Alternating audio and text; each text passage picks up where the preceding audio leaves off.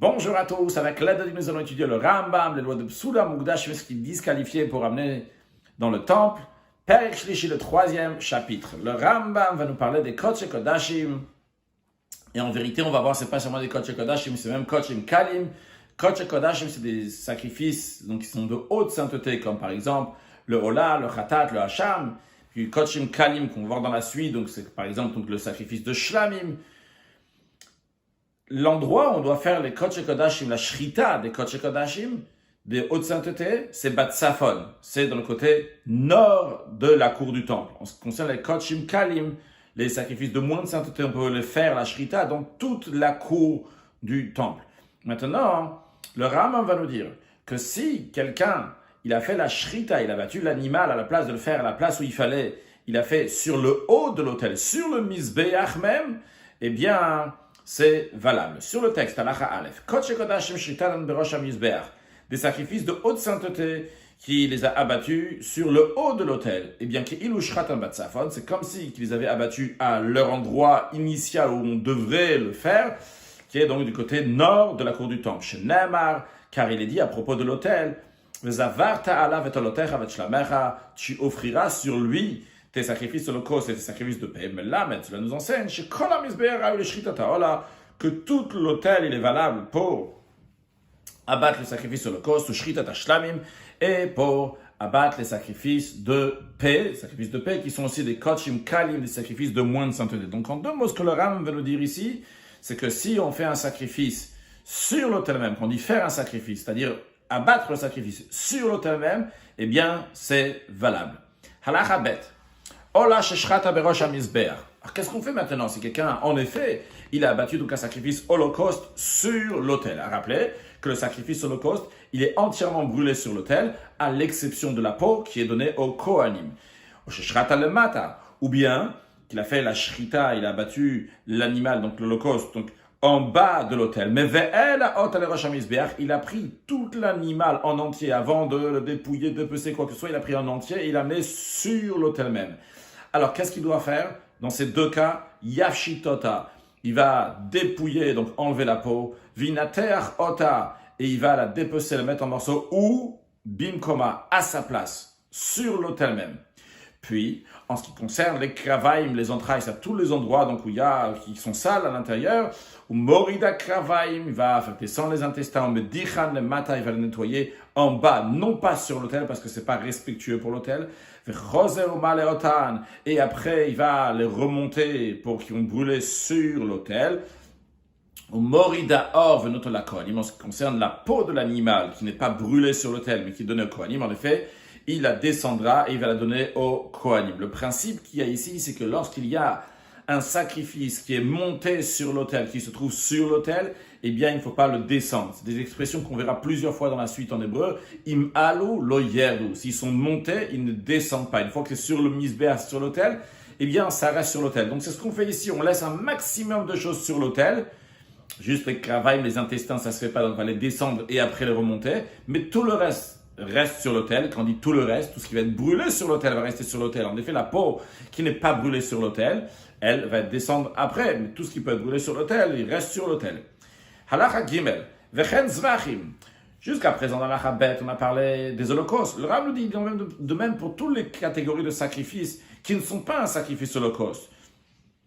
Shrutin, s'ils ont été égorgés, chez Alou le Gabé à Mizbeach, et on les a fait monter sur l'autel, quand ils sont entiers, avant de les avoir dépouillés et dépecés, eh bien, Mafshit Umnater Bimkoman, il va dépouiller et dépecer sur l'autel même, ou Morida Kravaim, et il va descendre donc les intestins de l'autel, mais Dichamamaim les nettoyer avec de l'eau. Après, il va les remonter, vu que les intestins font partie des parties sacrificielles qui doivent être brûlées sur l'autel.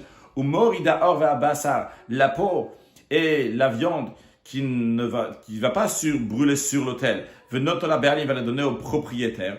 Choser au Maktir et Tachar, et il va, après le reste, il va mettre en fumée sur l'autel. Quand on dit que la peau et la viande va aller au propriétaire, alors ça dépend, si on parle du Khatat, du Hacham, du Bechor, le propriétaire, c'est le Kohen. Si on parle du sacrifice de paix, sacrifice de remerciement dans le Maaser, dans le Pessah, dans El Nazir, eh bien tout ça donc ça appartient au propriétaire même du sacrifice, non pas au Kohen. En tout cas, le principe, c'est qu'on donne donc au propriétaire ce qu'il faut. Évidemment, on va pas laisser sur l'autel, mais on fait tout le travail sur l'autel. On évite, on ne veut pas faire descendre des choses qui sont déjà sur l'autel. La question, elle est, mal yori d'accord. Pourquoi en effet on ne va pas tout descendre de l'autel? Ok, l'animal est monté sur l'autel, ben tu le descends, tu travailles tout, et après tu montes les parties qu'il faut là-bas. Pourquoi la yaf chez l'inter beroshamisbea? Pourquoi il doit dépouiller, dépecer sur l'autel même? La réponse est chez Kolara ou il a ishim, car tout ce qui convient à être brûlé sur les feux de l'autel, im ala le roshamisbea, si c'est monté sur le haut de l'autel, lo yared, il ne faut pas le faire descendre. Chez Neymar, car il est dit kolanogea bamisbea igdash, que tout ce qui va toucher l'autel, eh bien, sera sanctifié. Donc, dès que ça monte sur l'autel, ça devient sanctifié. Maintenant, si on prend ce verset-là, on va aller jusqu'au bout, on va dire, il y a ou bien quelque chose qui n'est pas apte, qui ne convient pas du tout, jamais à aller sur l'autel. Lui aussi, s'il monte sur l'autel, eh bien, il devient sanctifié. Talmud Lomar, le verset, il dit, par ailleurs, il y a Ola al-Mogda, c'est l'holocauste sur la flamme, sur le bûcher. C'est-à-dire que uniquement quelque chose qui va aller sur le feu, comme un Ola, un sacrifice holocauste. Alors lui, s'il est monté sur l'autel, eh bien on le laisse, on ne veut pas redescendre. Donc Ma'ola Shirouya Laishim, de la même manière que le sacrifice holocauste, il convient, il est fait pour brûler sur l'autel. Im adat l'autel. Et en ce qui concerne le sacrifice holocauste, s'il est monté sur l'autel, il ne va pas le faire redescendre. Af Kolara Ishim, de même tout ce qui est apte pour être brûlé, Im ala le yered, s'il est monté, il ne redescendra pas, il restera sur l'autel. Halacha dalet. Ola she'ela chaya. Les roches amizbéa. Si quelqu'un, carrément, il a fait un holocauste, donc vivant, donc un animal vivant, sur l'autel, dans ces cas-là, tered, on le fait redescendre. Parce que la règle, nous avons vu, c'est tout ce qui est apte, donc à être brûlé, mais shadain eina rouya. Cet animal qui n'a pas encore été abattu n'est pas apte pour aller sur l'autel, pour être brûlé sur le feu de l'autel, donc, dans ces cas-là, on le fait oui redescendre. Quand on dit im ala loyer, c'est quelque chose de monté, il ne redescend pas, c'est quelque chose qui est apte à être brûlé sur le feu. De même, la poignée de l'oblation. L'oblation, c'est le Kohen, il prend une poignée, il la met d'une quantité de farine, au moins une saronne de farine, il la met dans un clicharret, dans un ustensile sain, et cette poignée-là, donc avec l'ustensile comme ça, il verse cette poignée-là sur l'autel. Alors, le Ram nous dit que si la poignée de l'oblation, chez l'onid kadesh bikli sharet, qui n'a pas été encore sanctifiée dans un ustensile saint, et toutes les choses donc, qui sont disqualifiées pour aller sur l'autel, chez Alou, qui sont montées sur l'autel, eh bien, hier, quand même, on les fait descendre. Pourquoi? Les vichéinam ru'uy mitrilatan kare.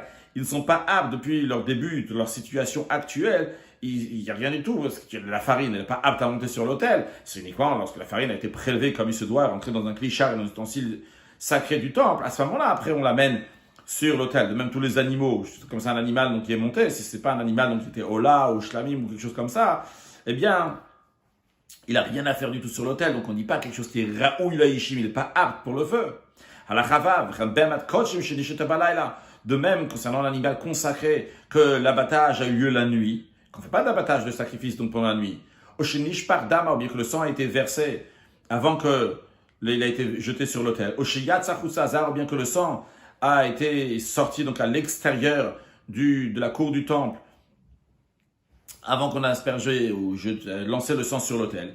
Im alat, si c'est monté, donc cet animal-là donc est monté sur l'autel, tered, on l'a fait redescendre, vu qu'elle est disqualifiée. Halacha zayin, avakochim shelanu, mais des sacrifices qui ont passé la nuit, ben shelanadam ou abasar, soit que le sang de sacrifice a passé la nuit, bien la viande de sacrifice a passé la nuit, ou mourim, bien les parties sacrificielles qui sont brûlées sur l'autel ont passé la nuit, ou un sacrifice qui est sorti à l'extérieur de la cour du temple, chez Nitma, ou bien que l'offrande est devenue impure, ou chez Nifsal Marchavet Azman, ou bien qui était disqualifié par la pensée du temps. Quand on dit par la pensée du temps, on apprendra plus de détails dans Perek Yud Gimel de Psula Mukdash. Et d'ailleurs, on verra à nouveau cette notion-là qui s'appelle d'ailleurs Pigoul dans Halakha Yud, dans quelques halachot. C'est lorsque quelqu'un, il a jeté, il a fait la shrita, il a fait la shrita donc de l'animal, mais à condition de jeter le sang après le coucher du soleil. C'est plus le Zman maintenant, c'est quand même une marche avec Tazman. ou bien par exemple de mettre sur le feu après l'aube de le lendemain matin. C'est aussi plus le moment. Donc il y a une marchavet zman, ou bien aussi dans marchavet zman, c'est s'il a pensé de manger quelque chose qui doit être mangé donc tel et tel moment, qu'il va le manger donc plus tard. Donc s'il a eu cette pensée-là, donc ce sacrifice est disqualifié à cause de cette pensée. Au marchavet ma, comme il est disqualifié, parce que le Kohen donc qui amène le sacrifice a pensé donc ça sera offert ou sera mangé donc en dehors de l'endroit où ça doit être mangé. Au marchavet shinui, ou bien une pensée donc d'un changement, c'est-à-dire que par exemple c'est un hola, il a pensé à un shlamim à la place, donc une autre sorte de sacrifice, ou bien qu'il a pensé que c'est pas pour ce propriétaire, c'est pour un autre propriétaire. Ou bien que des gens qui sont des kohanim qui sont impurs, donc ils ont reçu ils ont réceptionné le sang et ils ont aspergé le sang sur l'autel. Et vu que ces Kohanim-là, vrai qu'ils sont impurs, mais ils sont quand même aptes, ils rentrent dans le concept de servir d'officier dans le temps, même dans une situation d'impureté, comme on a appris dans Ilchot Biat Hamikdash, il me semble, ou Klei Hamikdash. On a appris donc que quand il y a une situation d'impureté dans Biat Hamikdash, on a vu que lorsqu'il y a une situation d'impureté, eh bien, dans certains cas, on peut amener, les Kohanim-là peuvent officier dans le temple. Encore des exemples, Ram dit si le sang a été appliqué pas à l'endroit où il faut le mettre, bien des sacrifices de haute sainteté qui ont été qu'on a fait ils ont été abattus donc, du côté sud de la cour du temple à la place d'être abattus du côté nord de la cour du temple, bien que l'abattage a été fait au nord, mais le sang a été réceptionné au sud. Bien que tous ces sacrifices-là sont disqualifiés, mais s'ils sont montés sur le sommet de l'autel, sur l'autel, on ne va pas les faire descendre. Le principe, il est que tout ce qui est apte à monter sur l'autel, eh bien, s'il est monté, il ne va pas redescendre. Le Ram nous explique ce là, cette règle-là dans la Chachet. Il dit, Kol shepi sulu bakodesh. Toute chose que la raison pourquoi ça a été disqualifié, c'est parce que c'est dans un contexte de sainteté. C'est ça qui le rend disqualifié. Tous les exemples qu'on a vus dans la Chazaïn, c'est des exemples que, vu que c'est saint, c'est la raison pour laquelle ils sont disqualifiés. On ne parle pas ici que c'est un animal qui était Baal Moum, qui avait un défaut physique de base. Ça, il n'a jamais été raoult, il n'a jamais été apte. Ceux-là, ils ont été aptes. Jusqu'il y a eu quelque chose, vu qu'ils sont saints, c'est la raison pour laquelle ça pose problème. Ça a été fait au nord, ça a été fait au sud, ou ça a été avec telle pensée ou une autre pensée. Eh bien, Kol shepi sulu bakodesh, justement, à Kodesh Mekal, le Ram nous dit, eh bien, il est accepté par la sainteté, il est accepté par l'autel s'il a été monté bien qu'il ne devait pas être monté. Et donc, à ce moment-là, il ne redescend pas. Au Kshem Sheimar, quand on dit il est monté, c'est-à-dire qu'on va le brûler sur l'autel, évidemment. Au Kshem Sheim Alo lo Yerd, de même que s'ils sont montés sur l'autel, eh bien, ils ne vont pas redescendre. Karim Yardo, s'ils sont descendus, le Yalo Shinya, on les va remonter une deuxième fois. Shareb Sunem, ils sont disqualifiés. C'est juste s'ils sont montés, eh bien, à ce moment-là, ils ne redescendent pas. Mais s'ils sont redescendus, eh bien, ils sont descendus. Halachatet, Veimashra Ben Maor. Si le feu a déjà pris sur les membres de ces offrandes disqualifiées, Afal Bishiyardu, même s'ils sont descendus, Yalouchini, on le fait remonter, Veyashli Maktaratam, et on va achever de les brûler. Halacha Yud, Kometz Shenit Pagel, comme nous avons vu tout à l'heure, on a parlé du pigoul. Donc, pigoul, c'est quand quelqu'un, le Kohen, donc il a fait son travail, mais avec une marchavet azman, avec une pensée qui n'est pas bonne pour le temps, ce qu'on appelle un pigoul. Donc, ce qui pose problème pour le sacrifice est disqualifié. Donc, en l'occurrence, ici, c'était un kometz, une poignée que le Kohen a pris qu'il a mis dans l'ustensile saint, dans un cri charrette. Et que vu qu'il a eu une mauvaise pensée, une pensée du temps, donc qui était pas comme il fallait, c'est la raison pour laquelle on ne doit pas amener cette oblation sur l'autel. Mais concrètement, ce qui s'est passé, c'est que au Mitzato Ba'aretz, il y a une partie de cette oblation qui a été disqualifiée donc, par la pensée du temps, donc, le pigoul, une partie donc qui se trouve sur le sol. Quand on dit ici sur le sol, c'est dans le sens que ça n'a pas encore été monté sur l'autel. Au Mitzato Mashlaboaour, et une partie qui a déjà été montée sur l'autel, et que le feu a commencé à prendre sur une partie, eh bien, il y a les coulots. On fait monter le reste, même que le reste n'est pas encore monté, il n'y a que la moitié de l'oblation qui a commencé à prendre feu, qui est sur l'autel, eh bien, on considère que l'autre moitié se trouve aussi donc sur l'autel, qu'il faut l'amener aussi sur l'autel. Allah Hayudalef, Eivarim Vachalavim Ukmatim.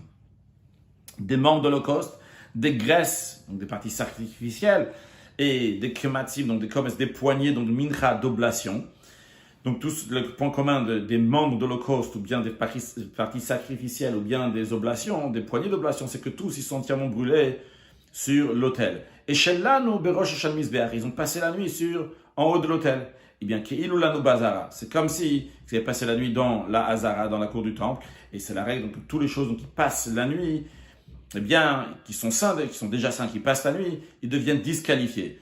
Donc, on a le principe déjà depuis le début du chapitre que si ça se trouve sur l'autel, on laisse sur l'autel, on va le brûler. Mais ce que le Rav veut nous dire, c'est fait Yardou. S'ils ont été descendus de l'autel, loyal, on ne les fait pas remonter, parce qu'on a déjà appris que c'est quelque chose qui est disqualifié. Quelle que soit la raison pourquoi il est arrivé sur l'autel, mais il est descendu, on ne le fait pas remonter. Avalem lo Yardou, mais en effet, s'ils ne sont pas descendus de l'autel, Maktiri notam le Olam, on peut toujours continuer de les brûler. Bien sûr, quand ils sont descendus, bon, ça peut être par hasard, ça peut pas par hasard, je ne sais pas s'il y a du vent qui peut faire tomber, en tout cas, quelle que soit la raison, il y a quelqu'un qui les a fait descendre. En tout cas, s'ils sont descendus, on ne les fait pas remonter. Le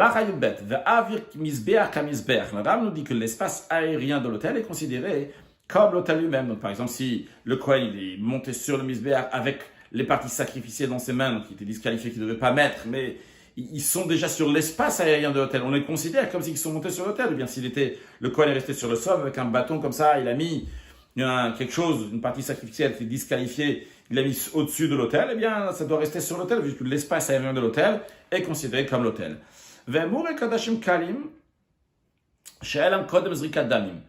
En général, le processus doit être le suivant. Après avoir abattu l'animal, après avoir réceptionné le sang, eh bien, le sang va être aspergé sur l'autel. Et uniquement après, on va prendre les parties sacrificielles et les brûler sur l'autel. Maintenant, si le Ram nous dit, si les parties sacrificielles des Kochim Kalim, des sacrifices de moins de sainteté, qu'il a fait monter sur l'autel avant d'avoir aspergé le sang, eh bien, lo yerdu, il ne faut pas descendre chez nasul lachmo shel mizbeach, parce qu'ils sont devenus considérés donc la nourriture du mizbeach de l'autel. Allah Hayuk Gimel. Ifishne Hashamot. J'ai donc quelqu'un qui devait amener un sacrifice de culpabilité, mais pour être plus en guise de responsabilité, pour être sûr, il a acharayut, pour être responsable, pour être sûr qu'il va y avoir, en plus de numéro 1 de sacrifice de culpabilité, il en a fait aussi un deuxième. Au cas où il va perdre le premier, il pourra avoir le pardon avec le deuxième sacrifice. Bien, il arrive au temple, et il fait la shrita donc des deux. Mais, Vekadam, le Kohen a devancé,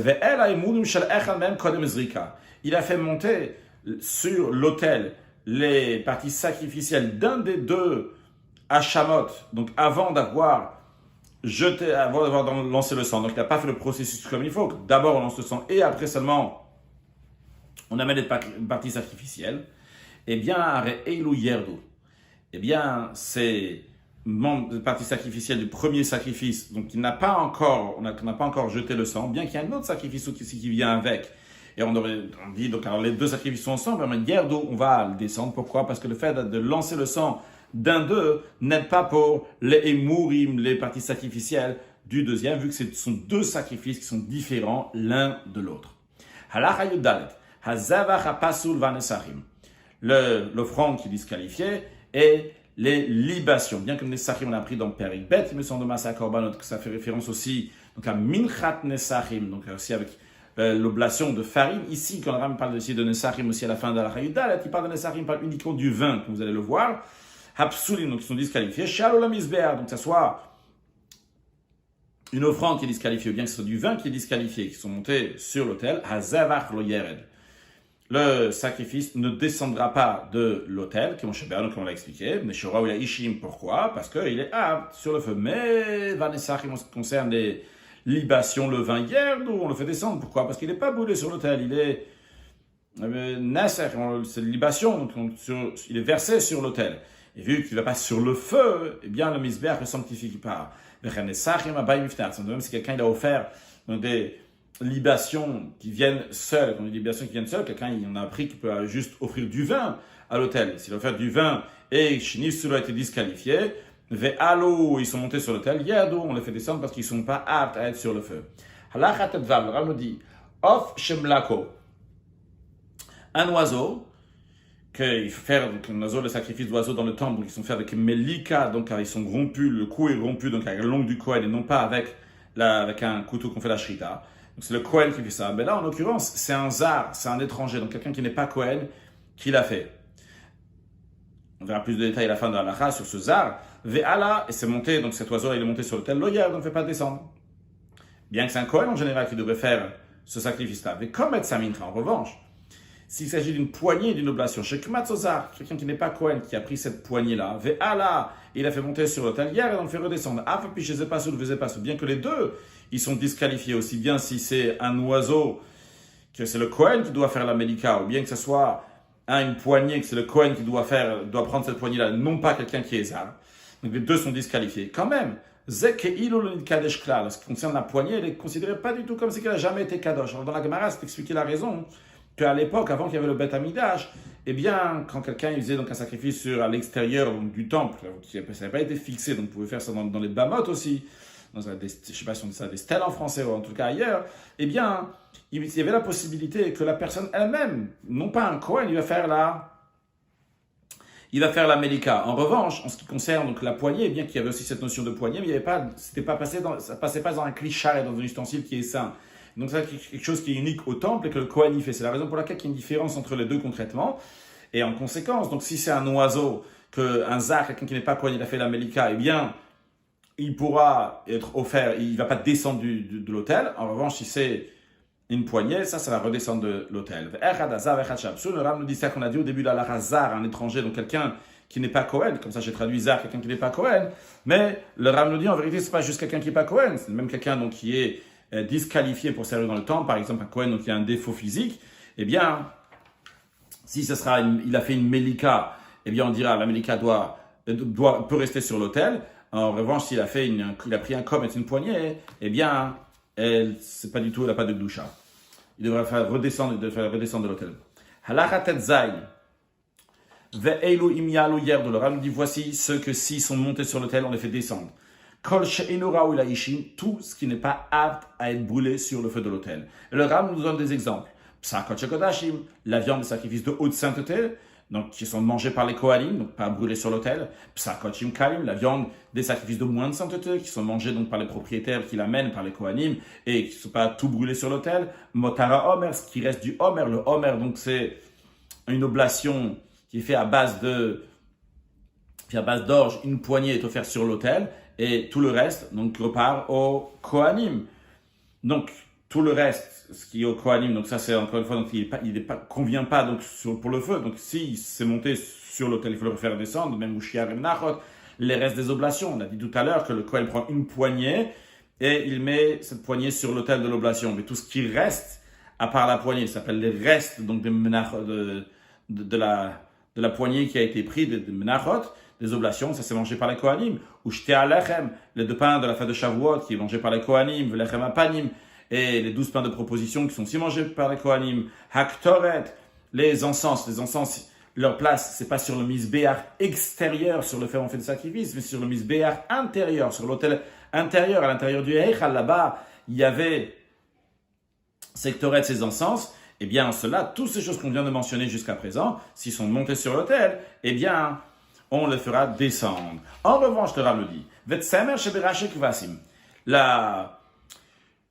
laine qui est sur la tête des agneaux holocaustes, qui doit être entièrement allée sur l'autel. Maintenant, donc, nous avons ici de la laine qui est sur la tête des agneaux,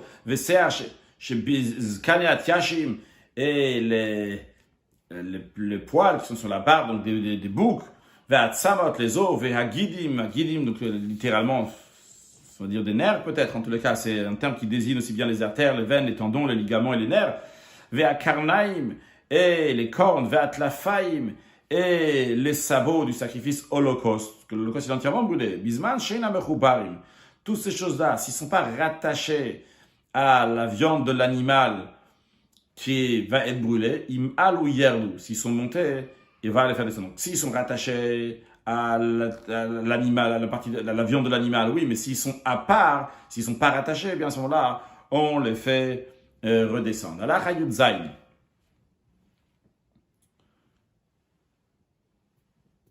Juste à noter que on a parlé, en ce qui concerne le Ola, l'Holocauste, qu'il y a toute la peau donc, qui est donnée au Kohanim. Juste à noter, donc la peau de la tête, ça, elle reste en tous les cas avec le sacrifice et les brûler aussi sur l'autel. La tête, avec la peau, elle reste brûlée sur l'autel. Donc les cheveux qui sont sur la tête, les cheveux, la laine qui est sur la tête des agneaux, c'est lié au sacrifice. Il faut juste que ça soit rattaché. Si c'est pas rattaché, on ne fait pas monter ça. Si c'est monté, on fait redescendre. Halacha Yudzaï. Kometz. Une poignée, donc l'oblation, la poignée d'oblation qu'on prend, quand on la prend avec beaucoup l'endroit où il y a le plus d'huile. Maintenant, qu'est-ce qu'il a fait lorsqu'il a mis sur l'autel?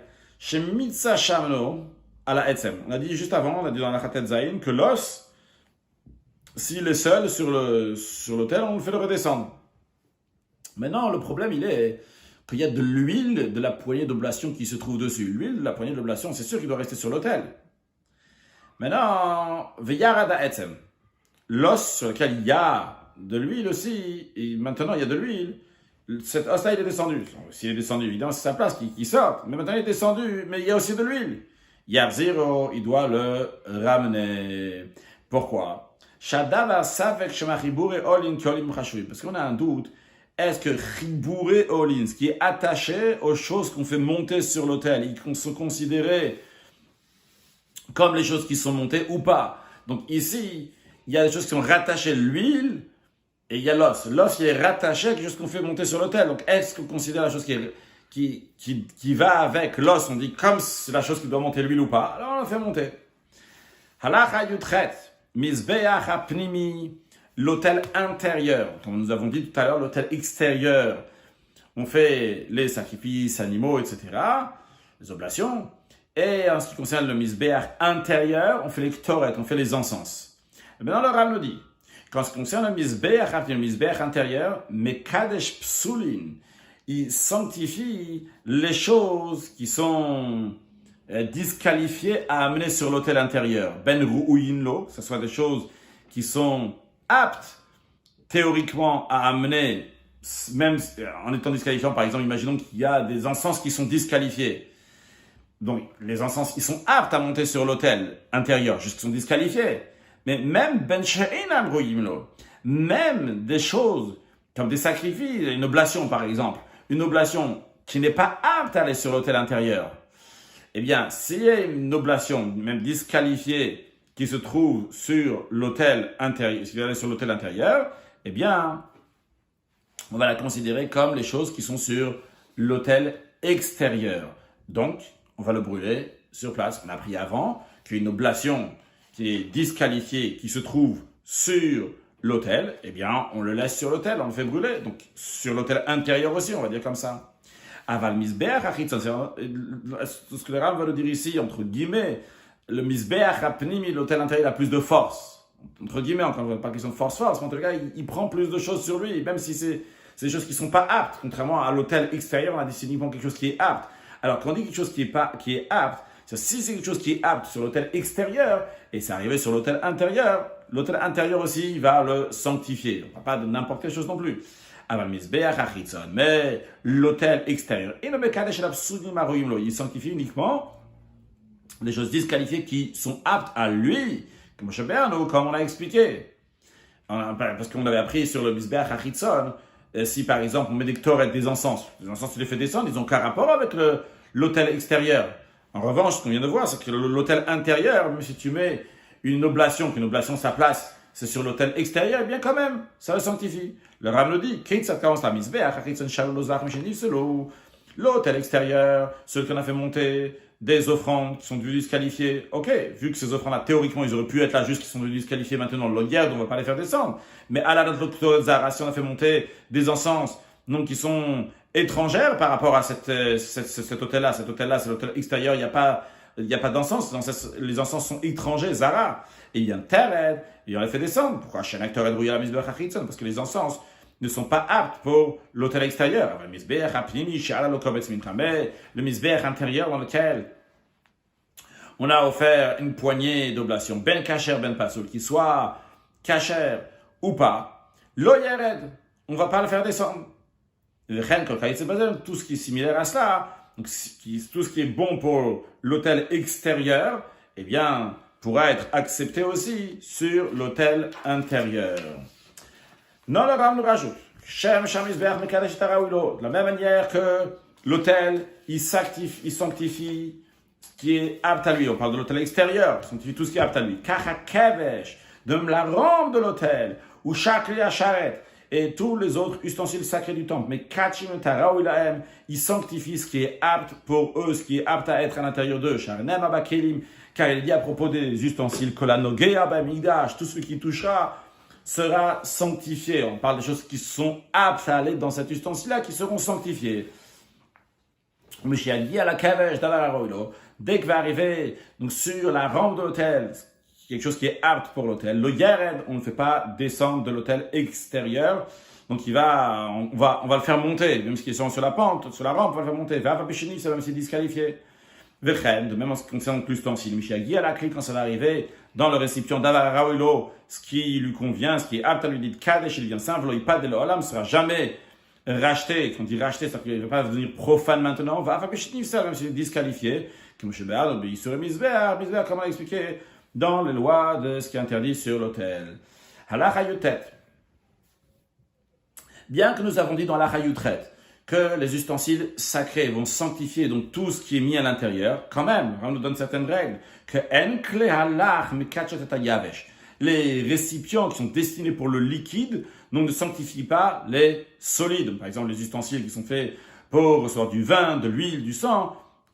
On va voir après en ce qui concerne le sang quelque chose de particulier, dans certaines sortes de bols. Mais en tous les cas, tout ce qui est fait pour mesurer, les ustensiles qui mesurent les liquides, on avait appris, donc on a le log, le hin, le revit, etc. Tous ces sortes d'ustensiles donc, qui ont une certaine mesure pour prendre du liquide, eh bien, ils vont pas prendre...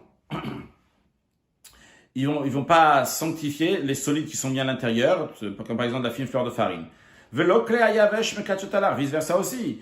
Les récipients qui sont destinés pour des solides, eh bien, ils vont pas sanctifier les liquides. Mais va arriver à mourir, donc à s'applique bemidot alar vayavesh bemidash. Ça concerne les mesures des récipients qui sont là avec une mesure pour du liquide ou pour du solide, qui Moshe Berno Milchot fait à Megdash. Avala mizrakot. Mais les bols qui sont pour recueillir le sang, les bols qui sont pour recueillir le sang, c'est pas des mesures. C'est pas un bol qui pour recueillir le sang, il n'y a pas une mesure, combien, jusqu'à où ça va aller, il n'y a pas de mesure là-bas. Eh bien, ce bol-là, mais kachatala vayavesh, il sanctifie aussi bien le liquide et le solide. Au clé charrette, le Rav dit encore un point, que les récipients saints qu'il y avait dans le temple, bekachim dama pasul, ils sanctifient même du sang disqualifié, l'ikarev, pour que ce sang-là, vu qu'il est rentré dans un ustensile qui est sain, eh bien maintenant, dorénavant, il devra être aspergé. S'il avait été caché, il s'est aspergé. Eh bien, de la même manière que s'il était caché, il devait être aspergé. Si maintenant, qu'il était disqualifié, il est rentré dans un sacrifice, dans un ustensile sain, eh bien, il sera aspergé. Halachachaf. Kol kreya sharet emekachim labamidash. Le Rav va nous donner plusieurs règles en ce qui concerne ces ustensiles sacrés, comment il sanctifie les choses. Tous les ustensiles sacrés, ils se sanctifient uniquement lorsqu'on est dans le temple. Dans le temple, c'est dans la cour du temple. Encore une chose, ils sanctifient uniquement avec la conscience, avec l'intention du Kohen. Encore un point, le Rav nous dit, ils sanctifient uniquement le contenu qui est à l'intérieur d'eux. Encore une chose, le Rav nous dit, ils sanctifient uniquement s'ils sont entiers. Non, nique-vous, s'ils ont été troués. Ils sont plus entiers, ils sont cassés partiellement. Im aussi même l'artan shayu aussi même shleimim, s'ils peuvent encore utiliser une fonction qui ressemble à la fonction qu'ils avaient lorsqu'ils étaient entiers, ces ustensiles-là, eh bien dans ces cas-là, mais kachim, ce qu'on va mettre à l'intérieur, ça va sanctifier ce qui rentre à l'intérieur. Veim là, mais sinon, en me kachim, ça ne sanctifie pas. Le Rav nous dit, veim me kachim elam leim. Pour qu'il puisse être mécal et sanctifié, c'est uniquement s'il se remplit ici dans le sens qu'il est rempli donc toute la mesure qui doit être remplie dans cet ustensile. Pas que, on ne veut pas dire ici mlein, ça va être jusqu'à rabord. C'est juste qu'il doit être rempli dans cet ustensile-là. Ah voilà, midot, mais les mesures qui sont faites pour mesurer. Mais kachim chaserim, ils ne vont pas être mekadesh s'ils sont manquants. Elle a une datol malotan. Seulement s'il a l'intention de les remplir. C'est-à-dire s'il a mis un peu là-bas, il n'a pas encore tout mis, eh bien, vu qu'il va mettre dans la suite, il va continuer à mettre la mesure, eh bien, ça sanctifie ce qui est déjà mis maintenant, même qu'il n'y a pas tout qui a été mis. Et quand il va continuer, il va finir de tout mettre, eh bien, à ce moment-là, il pourra faire ce qu'il doit faire avec ce qu'il a rempli, mais en attendant, c'est déjà sanctifié en tant que chose qui est cachère, qui est valable. Si il a mis un peu de la quantité qu'il fallait, mais il n'a pas fini, et il n'a pas l'intention de finir de remplir, mais kachin lehi pasel, ça sanctifie, mais non pas en tant que cachère, mais ça le rend kadosh de manière qui est susceptible d'être disqualifié. C'est-à-dire que maintenant, il va être soumis aux règles relatives aux offrandes. Donc, s'il va être sorti, par exemple, il va être disqualifié. Si ça a passé la nuit, ça va être disqualifié.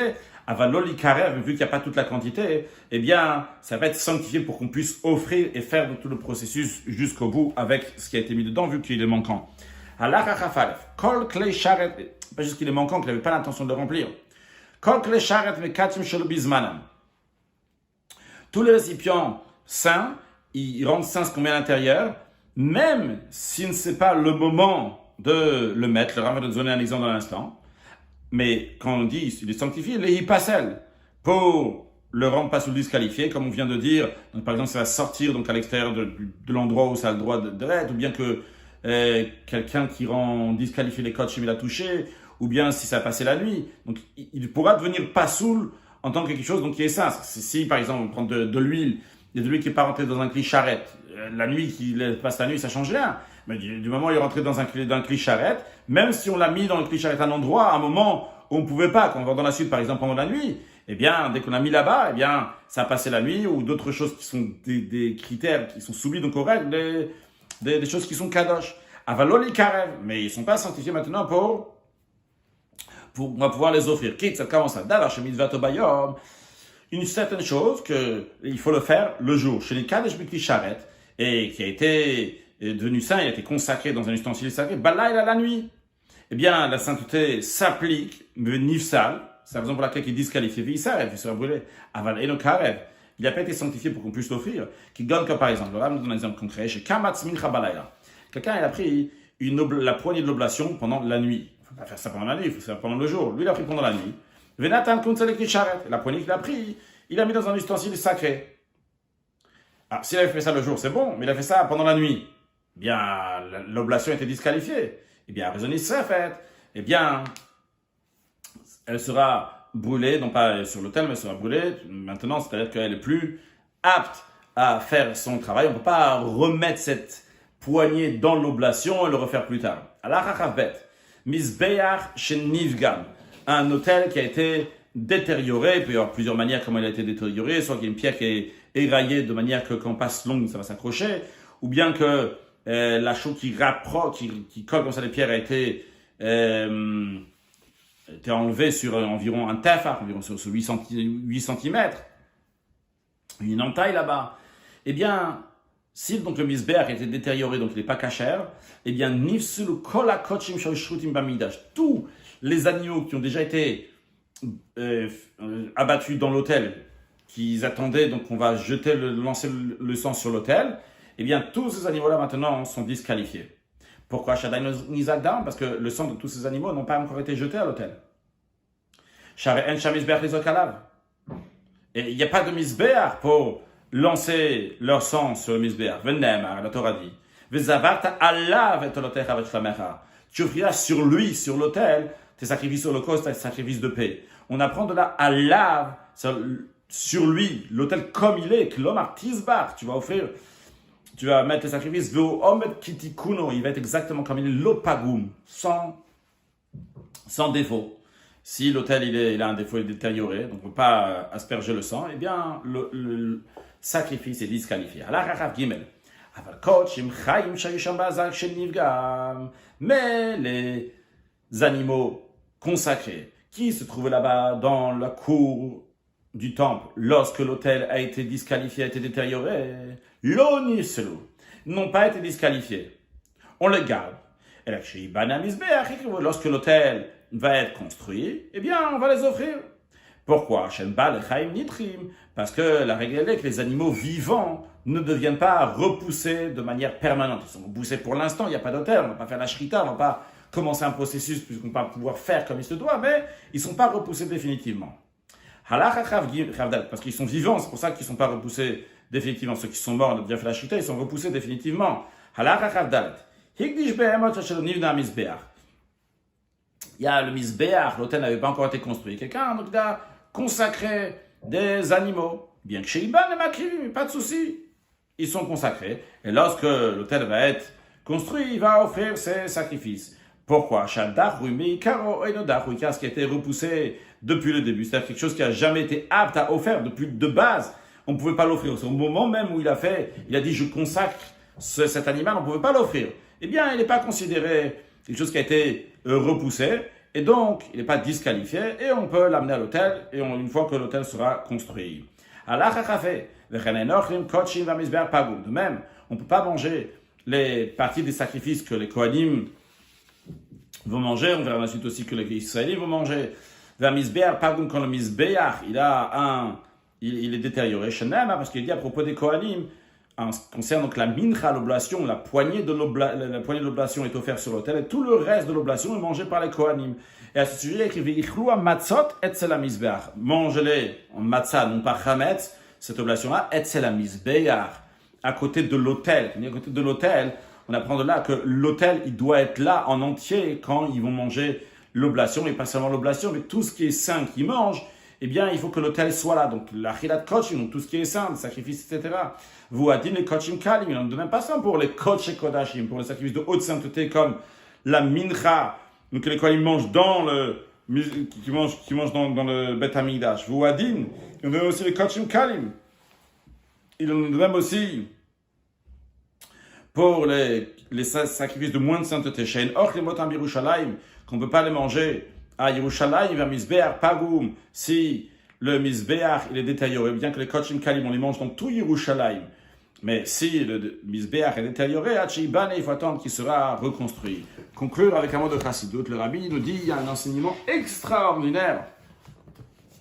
Comme ça, le Rabbi dit, un enseignement extraordinaire de la halakha qu'on vient d'apprendre en ce qui concerne donc, les animaux qui sont vivants. S'ils sont vivants, eh bien quelque chose qui est vivant n'est pas repoussé. Le Rabbi nous dit comme ça. Il y a écrit Adam ki yachiv mikem korban Hashem, un homme qui va offrir de vous un sacrifice à Dieu. C'est-à-dire que le travail de l'homme, c'est un korban de Dieu, que c'est un korban de Dieu de se rapprocher d'Akadosh Baruch Hu. Et chaque juif, c'est un bal chaim, c'est un être vivant. Vu que la neshama de chaque juif, c'est un chelek elokam mimala, une parcelle de Dieu. Et c'est la raison pour laquelle il y a la vraie notion de vie, parce que c'est lié avec Akadosh Baruch Hu, qui est la source de vie. Mais chaim. Et comme il est écrit clairement que vous êtes attachés à Dieu, vous êtes vivants aujourd'hui. C'est la raison pour laquelle, quelle que soit la situation d'un juif, vu que c'est un bal chaim, il n'est pas repoussé, parce que la vraie existence d'un juif, c'est korban la Hashem. Adam qui arrive mikem korban la Hashem. Yakivoto lirtsono. La vraie volonté d'un juif, c'est de se rapprocher d'Akadosh Baruch Hu, de Torah Mitzvot.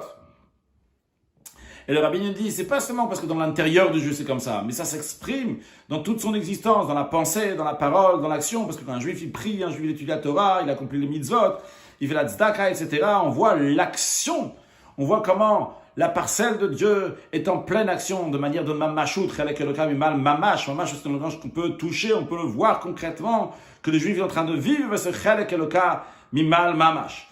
Donc, c'est ce que Talach nous dit, qu'un Balechaim n'attribue qu'un juif, il est à un niveau de Balechaim, attaché avec le Chai, avec la vie. Bien, quelle que soit les situations, il n'est pas repoussé. Le Rabbi nous dit que concrètement, qu'est-ce qu'on fait avec ces animaux-là, ces Balechaim, ces êtres vivants, ils ne sont pas repoussés. On dit quand le Bet Hamikdash va être construit, que vous va les amener. Et le Rabbi nous dit, conclut, que En Inyan Yotzemidi Pshuto, en plus de Mizbeach spirituel qui est dans chaque juif, dans le Bet Hamikdash spirituel de chaque juif, Akadosh Baruch Hu va reconstruire le 3e temple très prochainement avec la venue de Mashiach. Now, excellente journée.